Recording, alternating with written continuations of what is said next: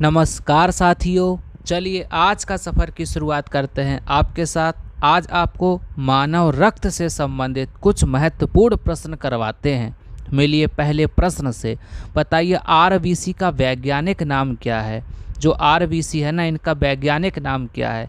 तो याद रखना एरिथ्रोसाइट है। क्या नाम है? एरिथ्रोसाइट। ये नाम एग्ज़ाम में बहुत पूछे जाते हैं, इनको भी आप अच्छे से याद रखिएगा। अभी आपने आरबीसी का देखा, अब बताएंगे डब्ल्यूबीसी का वैज्ञानिक नाम क्या है। तो याद रखना डब्ल्यूबीसी का ल्यूकोसाइट है। कौन सा है भाई? ल्यूकोसाइट है। इसको भी अच्छे से याद रखिएगा। बताइए प्लेटलेट्स का वैज्ञानिक नाम क्या है। तो प्लेटलेट्स का वैज्ञानिक नाम है थाम्ब्रोसाइट। कौन सा है भाई? थाम्ब्रोसाइट है। जितने भी आपको आज के क्वेश्चन करवाऊंगा, सारे क्वेश्चन आपके लिए बड़े महत्वपूर्ण होंगे। प्लाज्मा से क्या निकालने पर वह सीरम बन जाता है। तो याद रखना प्लाज्मा से फाइब्रोनोजन निकालने पर सीरम बन जाता है। क्या बन जाता है? वह सीरम बन जाता है। चलिए आगे बढ़ते हैं। किसकी उपस्थिति के कारण रक्त शरीर के अंदर नहीं जमता। तो याद रखना हेपेरिन के कारण रक्त शरीर के अंदर नहीं जमता है।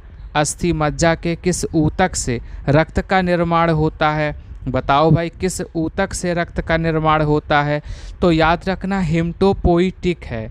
क्या है? हेमटोपोइटिक है। जितने भी प्रश्न हैं ये कहीं ना कहीं एग्जाम में पूछे हुए हैं। रक्त जमने में किस तत्व की भूमिका मुख्य होती है। बताओ वो कौन सा तत्व है जिसकी भूमिका मुख्य होती है। तो वो है कैल्शियम।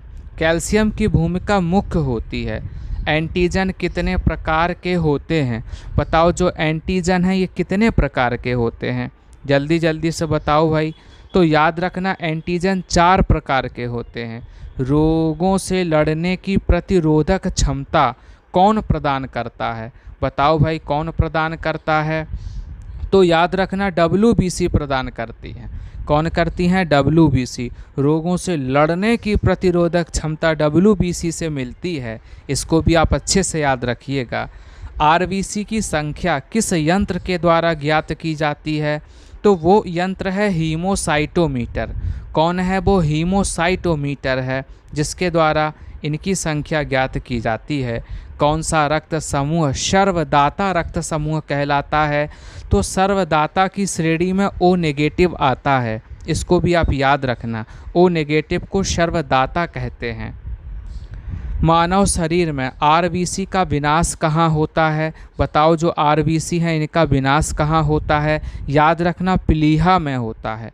कहाँ होता है? प्लीहा में आरबीसी का विनाश होता है। चलिए अगले प्रश्न से मिलवाएं आपको। तो बताइए प्लाज्मा का रंग पीला किस कारण से होता है। तो प्लाज्मा का जो रंग पीला है किस कारण से होता है।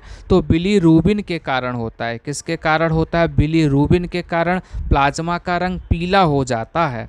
आपको पता है प्लाज्मा जो है मनुष्य के रक्त में 55% पाया जाता है। इसको भी आप अच्छे से याद रखिएगा। बताइए रक्त का पीएच मान कितना होता है।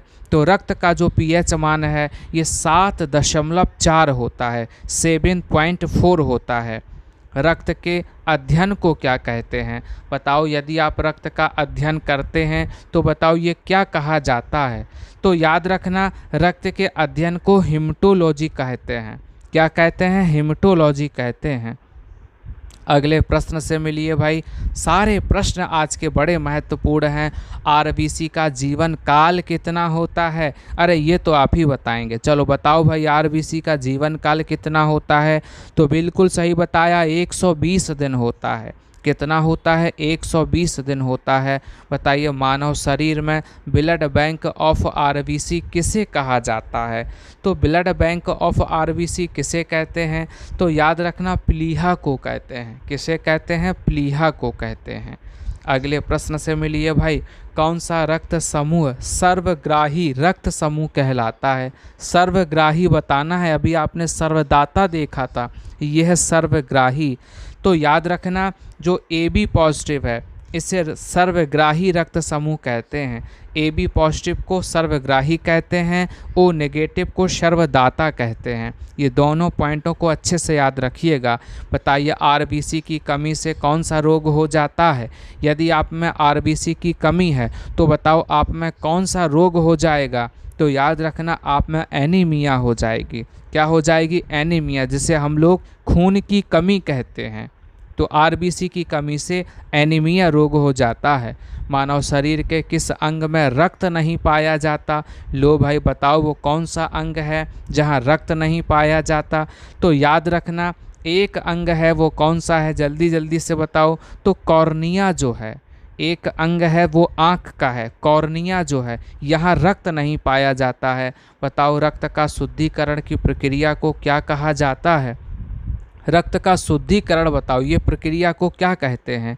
तो याद रखना इस प्रक्रिया को डायलिसिस कहते हैं। क्या कहते हैं? डायलिसिस। चलिए आज का सफ़र यहीं तक। आप सभी का बहुत बहुत धन्यवाद।